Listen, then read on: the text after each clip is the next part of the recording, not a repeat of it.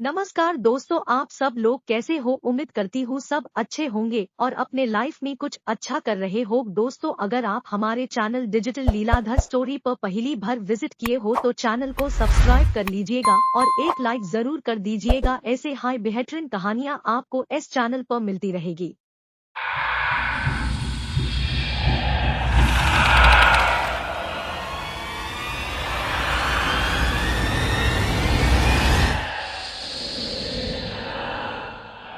जब देखी एक आत्मा गोस्ट की कहानी। दोस्तों, मेरा नाम लीलाधर पटेल है और मैं गुजरात का रहने वाला हूं। ये बात मेरे एक दोस्त से संबंधितम है। मेरा दोस्त आकाश पाटिल है, अपने घर पर लौट रहा था।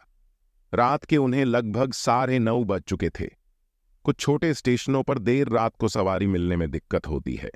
फिर आकाश का घर शहर के बाहर पड़ता था, इसलिए वे रेलवे लाइन के किनारे किनारे चलने लगा। जैसे ही वे प्लेटफॉर्म छोड़कर पटरियों के किनारे जाने लगा तो एक युवती को साथ चलते देखा।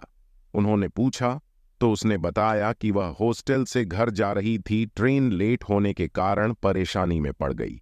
इत्तेफाक से उसका घर उस गुमटी के पास ही था जहां आकाश के घर का रास्ता निकलता था। उसने कहा कि ठीक है, उसे घर पहुंचाकर ही वह आगे बढ़ेगा। उसने बताया कि वह इंटर में पढ़ती है और उसके पिता का नाम निर्मल सोनी है। उसने पूछा कि क्या आप चेस खेलते हैं? आकाश ने कहा, हाँ, खेलता हूं। उसने बताया कि वह टूर्नामेंट में उसे खेलते हुए देख चुकी है। रेल लाइन के एक तरफ खेत थे, दूसरी तरफ छिटपुट आबादी। कुछ घर अभी बन ही रहे थे, कुछ घरों से रोशनी आ रही थी। उसके साथ बात करते हुए कब हम रेल फाटक के पास पहुंच गए पता ही नहीं चला। उसने इशारे से आकाश को अपना घर दिखाते हुए कहा कि अब वह चली जाएगी।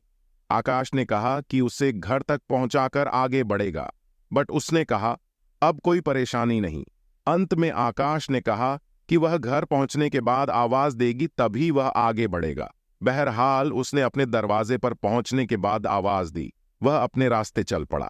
2-4 दिन बाद आकाश शहर की ओर निकला तो उसके घर के पास से गुजरते हुए उसे लड़की की याद आई। उसने पास के एक दुकानदार से पूछा कि निर्मल सोनी जी का घर कौन सा है। उसने एक घर की ओर इशारा करते हुए बताया कि गेट के पास जो टहल रहे हैं वही निर्मल सोनी है। आकाश उनके पास गया और कहा, नमस्ते अंकल। वे आकाश को पहचानने की कोशिश करने लगे। आकाश ने कहा, अंकल, 3-4 दिन पहले मैं रात को स्टेशन से रेलवे लाइन होकर आ रहा था तो आपकी बेटी नेहा मेरे साथ आई थी। अब वह कैसी है? निर्मल सोनी आकाश की बातें खामोशी से सुनते रहे, फिर उसे अंदर आने का इशारा किया। हम ड्राइंग रूम में बैठे ही थे कि एक लड़की ट्रे में बिस्किट और पानी रख गई। निर्मल सोनी ने बताया कि वह उनकी छोटी बेटी हिना है। आकाश ने पूछा, निशा कहाँ है? इस पर निर्मल सोनी ने दीवार की ओर इशारा किया। वहां निशा की तस्वीर टंगी थी, उस पर माला पहनाए हुए थे। मैं चौंका। निर्मल सोनी ने बतलाया, आज से 3 महीने पहले की बात है। निशा ट्रेन से उतरकर रेलवे लाइन से होते हुए पैदल आ रही थी। पीछे से 2 भैंसें दौड़ती हुई आईं। कुछ लोगों ने शोर मचाया तो निशा ने पीछे मुड़कर देखा। उनसे बचने के लिए वह रेलवे लाइन पर दौड़ गई। उसी वक्त एक ट्रेन आ रही थी जिससे वह कटकर मर गई। ये कहते कहते उनकी आंखें डबडबा गईं।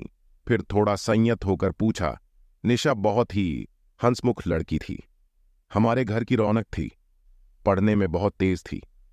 अच्छा बताओ, वह तुमसे मिली तो उदास नहीं लग रही थी?